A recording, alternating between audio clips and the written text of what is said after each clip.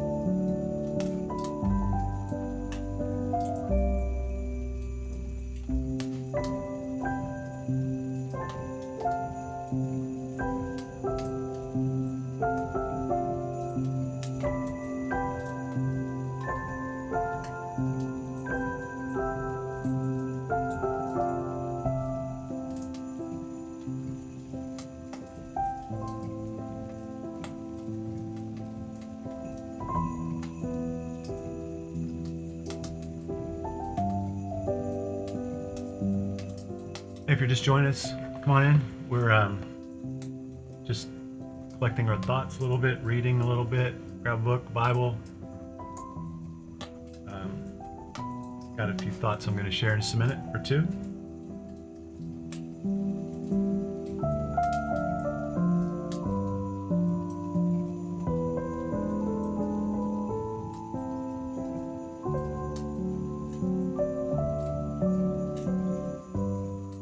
Feel free to Google a fire.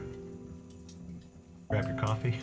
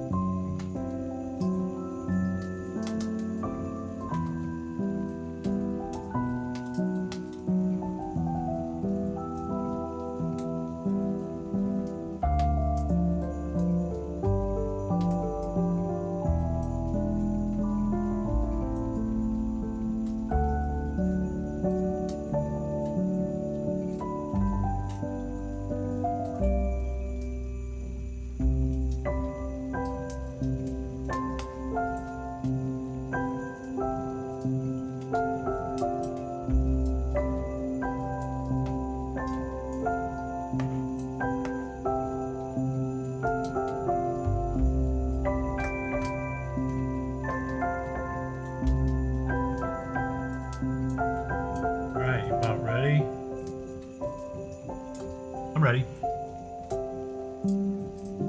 Got a few thoughts here. I think the first thing that's on my mind really is, as we look into 2023, it's just to remember 2022 and how amazing that year finished, at least from a church point of view. Life is life, no matter how good things are in one space. For many, it's not good spaces. Some of you have suffered tremendously, and the holidays are pretty challenging on many levels. And in the midst of that, though, there are the blessings of God, there's the generosity of God, there's the movement of God, and the suffering, as we've been talking about, that we face in this lifetime is, in God's economy, purposeful and meaningful. Don't forget that, even when you're troubled. The Christmas program, as usual, over the top. Some beautiful moments on Christmas Eve. We continue to dream about what this new facility will mean and how we can work together with what God's created there. Personally, just really excited and thrilled that Pastor Brian is back in the mix after his sabbatical. I'm always happy when some things are in the rearview mirror, like football games and lots of stuff that we get excited about. Many good and wonderful things. But here we sit at the beginning of 2023 and making resolutions and feeling like we have a new start, because we know that feeling of new start doesn't always last very long. But I would suggest to you that if we go back to the beginning, the very, very beginning, what we find is a very inspiring set of circumstances and a very inspiring reality that we can carry with us even when the beginnings of life fade away and we're in the thick of it again. There is a beginning, there is a core, there is a base, a foundation that can remain alive and well, and we get it straight now, it can carry us through way back. Genesis chapter 1, verse 27 and 28. I'm paraphrasing a little bit here. So God created mankind in his own image, blessed them, and said to them, be fruitful and increase in number, multiply, fill the earth and subdue it.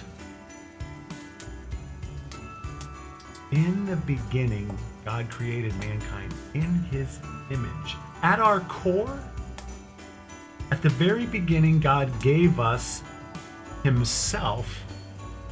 He implanted it in us and upon us, his image. We have a similarity with God at our nature level and at our in our capabilities. That might seem crazy. If someone said, hey, are you like God? You would probably, in all humility, say, no, I'm not like God. But you are, a little. Sometimes it's helpful to think about Jesus instead. I was reading here sort of randomly, just as we started up here, and reading Dallas again, who always hits the mark for me. And he's referencing Matthew, Jesus, recorded by Matthew, where Jesus says, train them to do everything I have told you. And Dallas puts it this way: these words from Jesus show that it must be possible to hear and do what he said. It must be possible. Jesus said to do it. Think of Jesus' rhythms. Think of his relationships. Think of the temptations that he faced, the tests, the troubles that he endured, his prayers. Think of his faith, his compassion, his obedience. None of these are beyond our reach. Sometimes we would like to think that they are, so that we can distance ourselves from the expectation. But if you look at Jesus' life, it's doable. And he asks us to do it. Fortunately, we are given the capacity to do it. It's not something that we can create on our own or earn. God's made us in his image and has asked us to follow Jesus' example. God commands humanity to take that image, to be fruitful, to increase in number, to fill the earth and subdue it. God commands humanity to take what he's given and to overflow into life. Don't think so much of quantity, but think of it conceptually. It's not how much you overflow, which is the American mindset, the West mindset that we think. It's how much you overflow is what matters. What God is saying is that you are overflowing me. It's not quantity. It's what's overflowing and that we are overflowing. And he says, and cultivate the world, subdue it. He's created all things. He's put humanity into the middle of it. He's cast his image upon us. He's given us a capacity, and he wants us to overflow into that world and interplay and interact with those resources in all of the world, and to cultivate, which means to make it become something more and better than it was when it was just sitting there. What a profound opportunity we have as humanity to take what God's given us, to overflow into the world, into people and to stuff, and to cultivate and to see it come alive as a result of what God's doing through us. He commands us to do it. Fill the world, overflow and fill. The reality is you're going to fill this year, your life, this world, the sphere of influence that you have with something. You, in fact, do overflow. The question is, what are you filled with and what are you overflowing? You look at Genesis, the picture gets dark.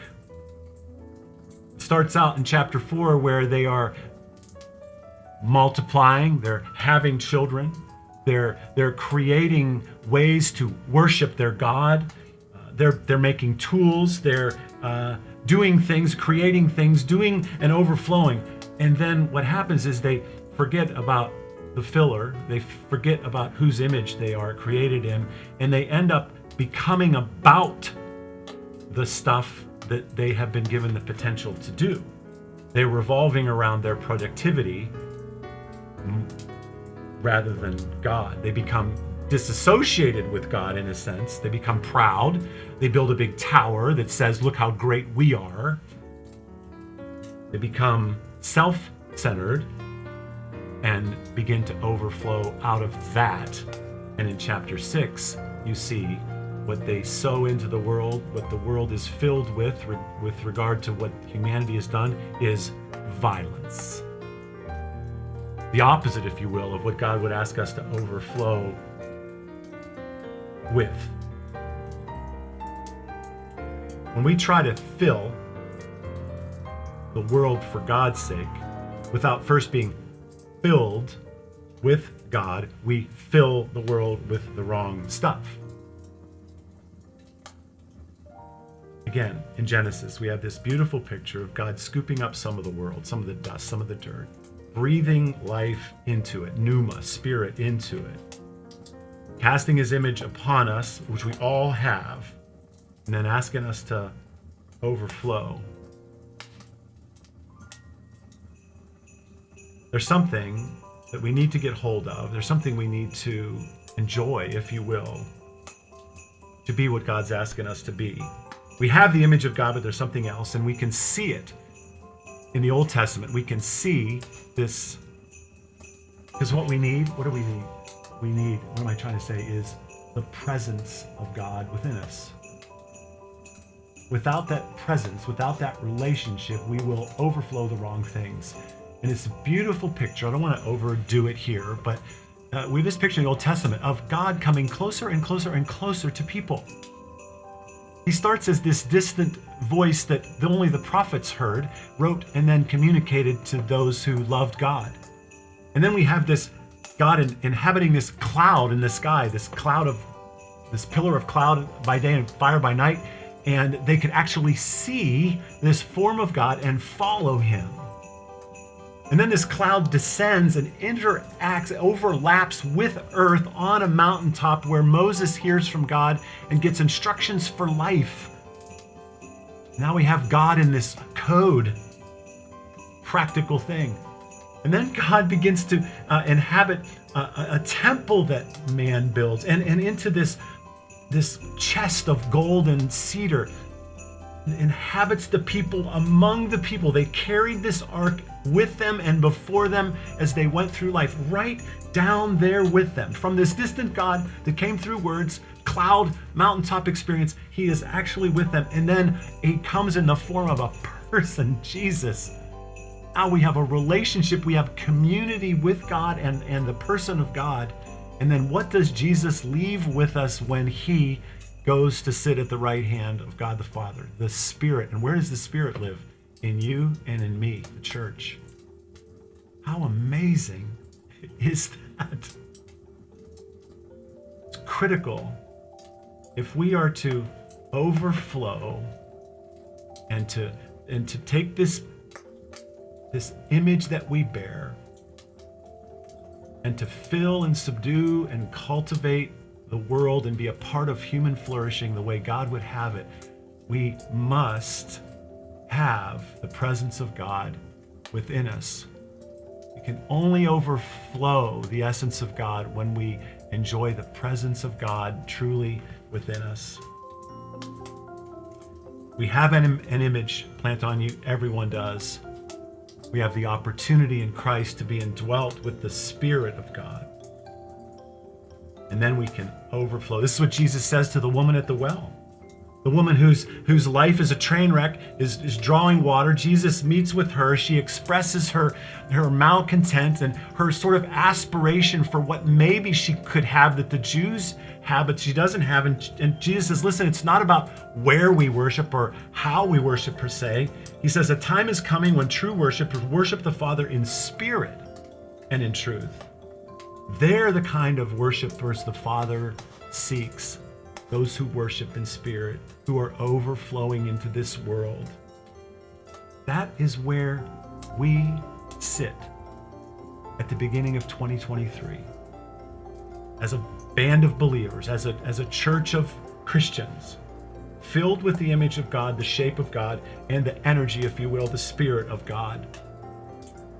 And now we have opportunity, as we always do, to allow that to overflow into our world. How do you do it? I think I've said this probably already. We've got to have the presence of God. We have to have a relationship with God. We have to be in rhythm with God and in partnership with God. If we're not there, all the stuff that we've been given the capacity to do is just in and of itself. It doesn't serve the purposes of God. But in partnership with God, in a rhythm with God, all the stuff that we are able to do and the ways that we are able to flow, get into this rhythm, into this space of exactly what God is looking for in us. The major, maybe the most significant roadblock for this overflowing life is the fact that we have so much to do and so little time. And here's why. When you have so much to do and so little time, the only way to solve that problem, rather than if you're not going to change it, is to speed up. If you don't have much time, you got a lot to do. You just got to do it faster. And that means you have to do relationships faster. That means you have to do your relationship with God faster and your relationship with others faster. You know what happens when you do your relationship with God faster and relate with other people faster? You don't end up with relationship. You end up with some transactional interactions. You lose it. The very thing that you need most in this life, we lose by speeding up our life to try to fit everything in. We end up apart from God rather than with God. Hurry might be the single greatest impediment to overflowing for God's sake. The last time my wife and I were in New York, I had one of the most embarrassing things ever happen to me. In front of the crowd of people getting on and off of the subway, I was frantically trying to determine whether that was a good train to shift to. So I was running around madly trying to see signs and get on and get off, and I was losing track of Tammy, who I said, just follow me, lost in the crowd. And so I was in and out of the door. My last attempt to look out the door and see where my wife was, the door hit my head, knocked my glasses off. They went right through a 1-inch gap down into the abyss, to hell, as far as I know. It just went into the darkness forever, unretrievable. So now I'm standing on a subway going down the tracks to where I'm not exactly sure, and to my horror, without my wife. It was embarrassing. No glasses, can't see my phone to try to even contact her. What was she thinking at the time? My husband running around like trying to get away from me. Later, I understand she, not only her, but others were watching this as I went away as fast as she could. She could barely get back on the train we were on. And all of those people on that train were comforting her that it would be okay. You know? Oh, it's so embarrassing. I had a conversation with her later, at least I think it was her. I didn't have my glasses on. It seemed like her, sounded like her. And I said, I don't even know why I was hurrying. And I started to analyze my life, and I realized there's so many spaces I'm in a big hurry. Just for the sake of being in a hurry. I don't know why. And I vowed I am not hurrying anymore. I can't tell you how often I have to tell myself, you're not in a hurry. And I tell you all that to tell you this, I have barely scratched the surface. It has opened up a view of anxieties and all sorts of things in my life that need a lot of work, and I suspect you need them too. We need to slow down. We are tempted, instead of to be filled by God and to fill the world, to fill ourselves in the ways that we can, and then try to fill the world out of that. But it couldn't be different. With all the anxiety that we put out there and engage in trying to get what we need, when we give that back to the world, we give our anxiety right along with it.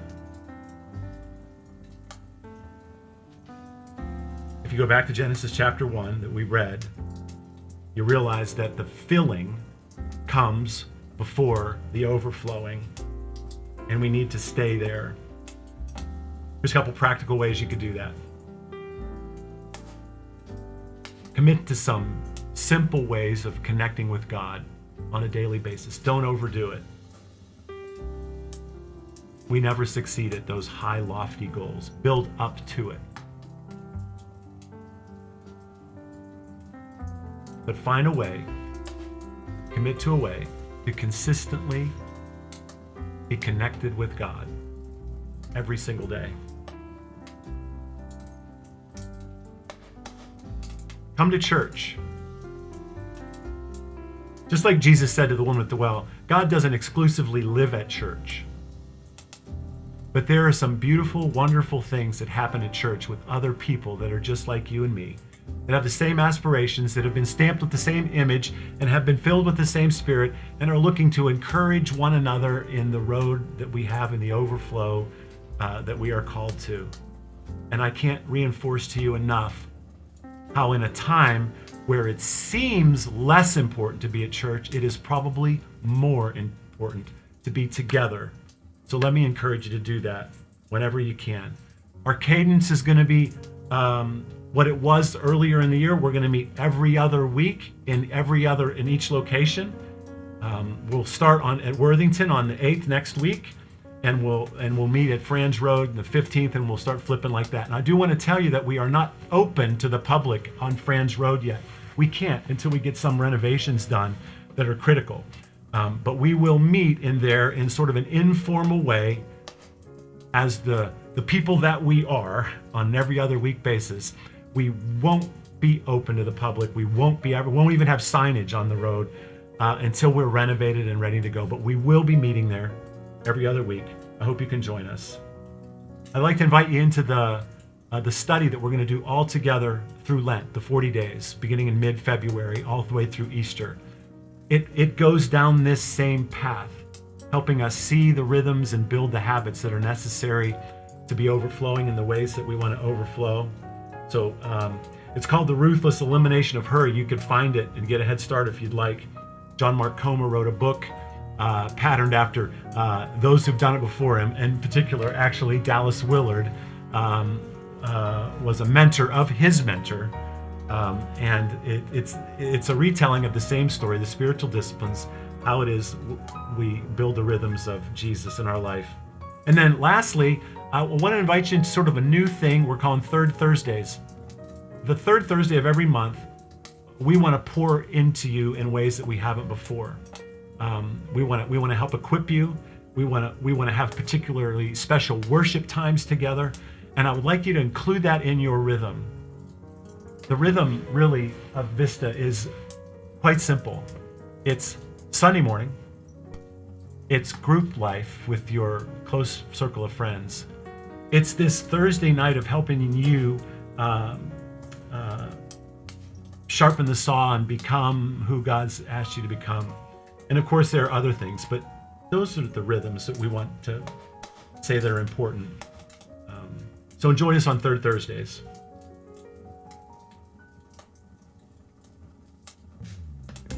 This has been great. We should do it more often. You should come over. I just really appreciate you as a church. There's so many of you that are gifted in certain ways and have dreams and visions, and you're so generous to the church and to one another. It's a privilege. It's a privilege to be a part of this church with you. I love you. I want the best for you. And I want to encourage you to consider some of these things, to be cognizant of your presence and your filling and the image that you've been implanted with, and allow that to continue to take root in a way that provides an overflowing in you and through you into the world. Because you know what? The world needs God in you. You. The one who think, I don't really have anything. Yeah, you do. Well, I don't think I'm that good at much. I don't have that much to offer. You have the Spirit of God in you. You have everything to offer. It's just a matter of working together to find out what that is for you. Let's go. Let's go there together. Let's enjoy the presence of God, and let's be the church in a world that needs it so desperately. Love ya. Hope to see you real soon.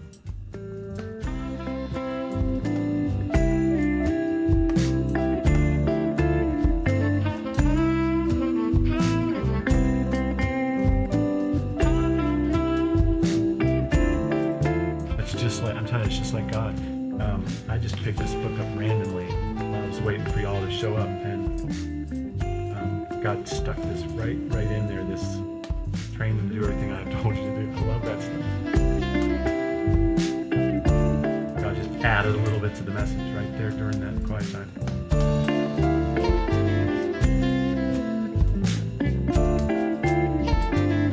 I'm gonna keep reading. If you want to stick around, feel free.